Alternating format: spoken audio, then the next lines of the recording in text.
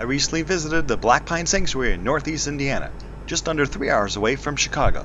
Black Pine is a true animal sanctuary in that it offers a home to those in need. As my tour began, I checked out some sulcata tortoises. These large tortoises will usually be found in Africa, but here in the United States, they are a popular animal in the reptile pet trade. A trade that is overflowing with animals that the average person just does not understand the commitment it takes to care for such an animal. Speaking of long lifespans and animals that can outlive their owners, here we have some exotic birds. Birds like macaws and parrots often suffer the same fate as do reptiles in the animal trade.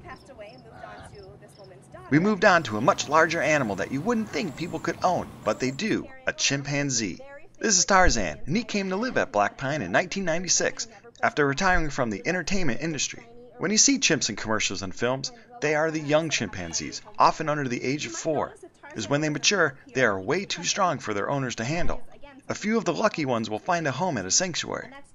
It is a lot of work taking care of such an intelligent animal, from the construction of its enclosure to the constant enrichment a chimpanzee living alone would need.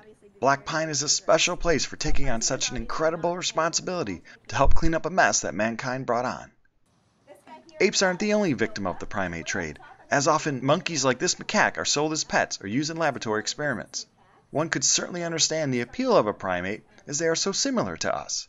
But if you truly cared about them, you would not support the primate pet trade, as these animals need to live among primates, not people. I'm always amazed at what people can get their hands on, as this is a lion-tailed macaque, an endangered species. These would be found in large groups of 10 to 20 in the treetops of the rainforests of southern India. Somehow, and sadly, this one ended up as a pet here in the United States. This is May. She's a former circus performer.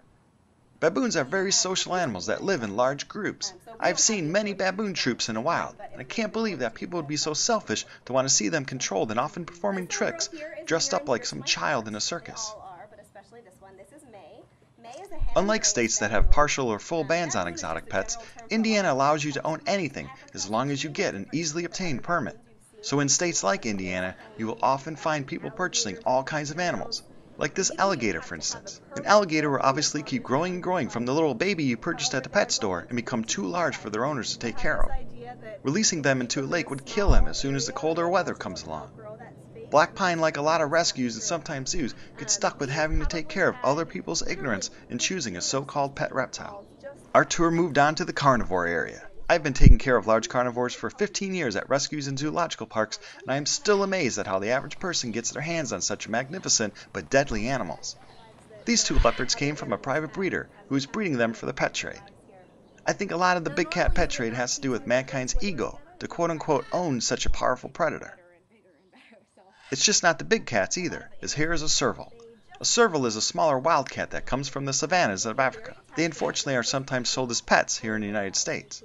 And this is a savanna cat. It is a cross between breeding a serval cat with a house cat, creating this hybrid. With millions of pets euthanized each year due to overpopulation, why we would create yet another breed is beyond me. You will often find these at shelters or rescues, as they often act more wild than the average pet owner is willing to handle. There are those who love their hybrids, but even if you have a more controllable, lesser generation like F4 or F5, somewhere there had to be a serval bred with a domestic cat, and to support that is inhumane. This is the bobcat, a wildcat you would find all over the United States, but again, it is also a cat that finds itself on the pet trade. Another popular feline you would find in Americas is the cougar, puma, or mountain lion. As their wild populations rebound in certain areas, a lot of the captive ones are still stuck in this pet trade. Just when you think you've seen all the felines you would find in the pet trade, along comes the tigers. There are more tigers in captivity than there are left in the wild, and only a very small portion of the captive population resides in accredited zoos. Even though it sounds unreal, you will find many sold on the pet trade, especially in places that are hardly regulated like Indiana. These beautiful tigers from Black Pine come from all kinds of places, from small unaccredited zoos in financial trouble to private owners that can no longer take care of them. It is a sad but true fact that so many tigers here in the United States need a good permanent home. Black Pine is one of the few good animal rescues that can handle the needs and ultimate responsibilities of caring for such big cats. This large lion next door came from an Indiana facility that sometimes listed itself as a rescue or sanctuary, but soon became run down and had way too many USDA violations against it.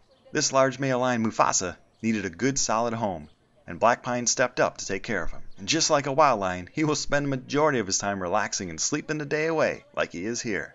Our tour continued as we passed some black bears, also taken in from that Indiana facility that could no longer care for them properly. Bears are a very strong and curious animal, and they will need lots of enrichment and large space to keep them content with living in captivity. The black bear's hair looked well cared for. It is so very important to research any animal place that you are going to visit to see if they are indeed a good zoo, rescue, or sanctuary.